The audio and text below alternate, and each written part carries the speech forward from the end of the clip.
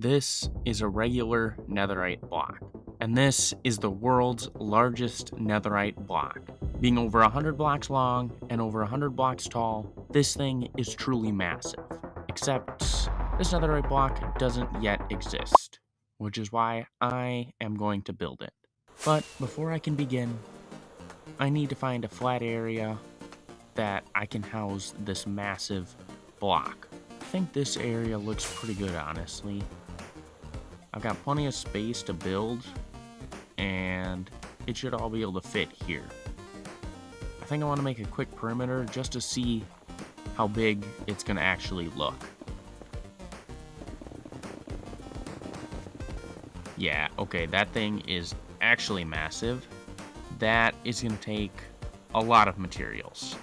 But before I can actually build, I think I should fix all this terrain and flatten some of this area out so it'll make the build flow better. Okay, that was 3 stacks of grass blocks, and I've only done like 5%. I got a lot of work to do. And with the area completely flattened out, I was ready to start building. Well, I would be, except for the fact that I need over 50,000 blocks.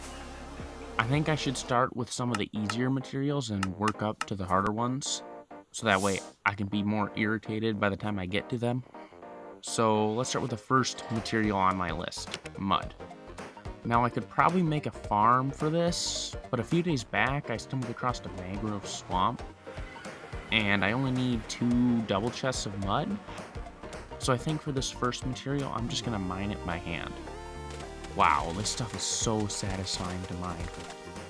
And 2 hours later, I had managed to gather all of the mud. And with that out of the way, it was time to move on to the harder stuff. I think the next thing I want to do is to actually get the deep slate. Except for the fact that I need like 12 double chests of deep slate. Now yes, that is a crazy amount of deep slate, but I do have a plan to actually make gathering go way faster. And it revolves around tunnel bores. Tunnel bores are one of the coolest redstone creations in Minecraft, allowing players to mine out massive areas without ever needing to touch a pickaxe. I'm gonna dig down here. This seems like a pretty good spot. I mean, really anywhere seems like a good spot. I just need to get to deep slate. Now, I've never made one of these before, so I hope that this goes well. And after mining out a large space for the machine, it was time to start building it. Okay, so theoretically, if I follow the tutorial correctly, and if TNT duping works, I should be able to press this note block, and let's go! Yes, that is so cool, and I am so glad this works. With confirmation that tunnel bores do in fact work, I decided to build another one just to increase the mining efficiency. I want to see if I can build this without a tutorial. So we go 3 ancient debris. Okay, let's go with deep TNT. That's a plus. And it broke. Why isn't duping more TNT? What happened? What did I do wrong? Okay, what is going on? I've got the ancient debris, the shroom lights, the piston. Oh, I got the piston backwards. Yeah, it kind of needs to be forward to push the ancient debris. Let's see if it works. Okay, it works now. That's good. Now I need to get the deep slate. Honestly, the best part about doing this is the fact that I keep finding diamonds. How it breaks up all this time collecting deep slate. And by the time I get done with deep slate, I'll have a massive supply of diamonds. Let's go. Deep slate is done. It definitely didn't take me like 6 hours. But it is done. I still gotta craft it all up and stuff, but I can actually start on something else. With 2 materials now checked off my list, I decided to begin working on basalt, which is the item that I need the most of, but fortunately, there is a farm for it. So the thing with basalt is that I need over 10,000. Yeah, just a little bit. But I do have a farm in mind for this. I don't know how well it works, because I've never built a basalt farm before. But it is AFKable, which is a big plus. And we're done.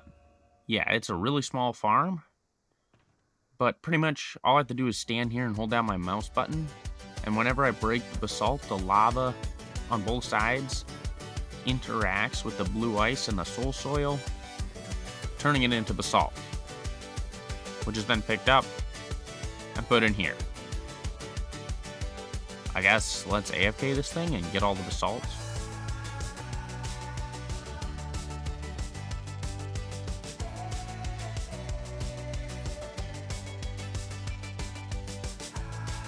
Basalt is now complete.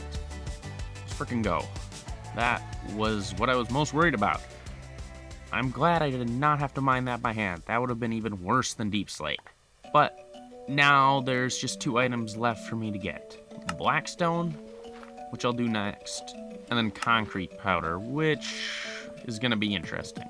But I'm going to craft up all my stuff while I'm at my storage room, just so that it's all ready to build. I am not even kidding. Craft all of that deep slate and basalt. It took 45 minutes. 45 minutes of straight crafting and using a stone cutter. Yeah, I'm ready to do something else. I think with Blackstone, I can just use a gold farm and trade for it. So this gold farm is really slow. I don't think that this is gonna work out, and I'd rather not build a fast gold farm right now. So I guess I'm just gonna hand mine it. Only need a few shulker boxes anyways, so let me get to work. And while I'm doing this, I just want to ask if you could subscribe. I really want to hit 1,000 subscribers, and this video took a long time to make. You should just do it regardless of what I just said. Anyways, I now have all the blackstone collected. So there's only one material left on my list, and that would be concrete powder. Now, I have a plan to get the concrete powder, and that involves building a sand duper. Why a sand duper? Well, I can just switch out the sand for concrete powder since they're both falling blocks. Alright, so first thing I need to do is find the stronghold. I don't want to use the current one, because I'm probably going to mess it up. So, I need an eye of ender. Okay, here we go. Stronghold time. Let's go. Found the portal room. Now I need to mine out this entire portal room, so that way I can fit the machine in here. I'm not really sure how it works, so I won't bother explaining it, but I just need a large area.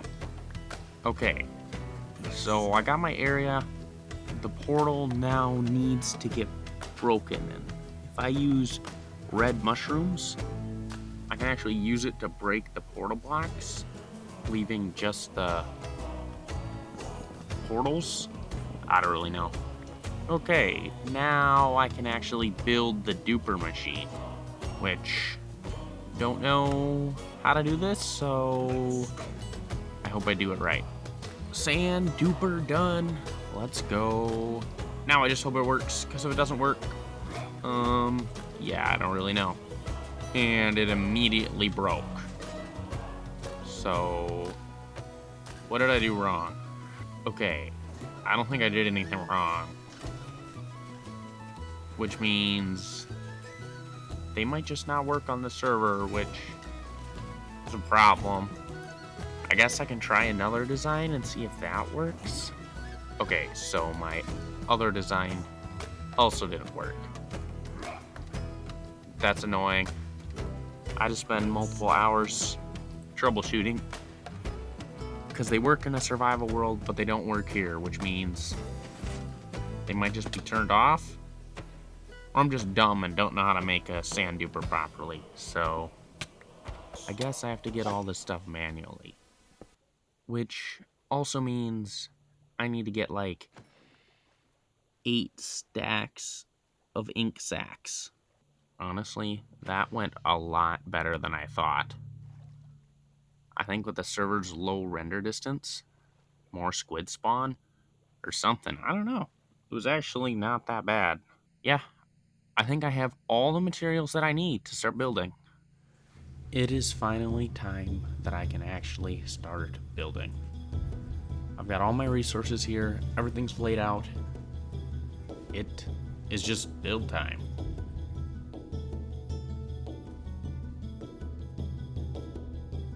You know, there is just something so peaceful about building massive projects in Minecraft. Watching the rise and the fall of the sun and just seeing a massive build slowly come to life after you spent so much time on it. This video is far different than most of my other content, and I never really got to experience mega projects for that reason. But to try something new was just overall a fun experience.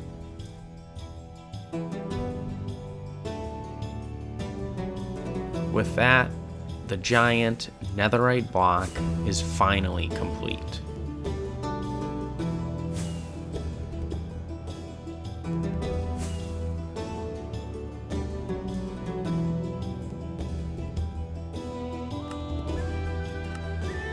This thing is just so impressive. Holy, it just towers over everything. The whole landscape, this thing is just massive. And I guess the final thing to do is just get a screenshot.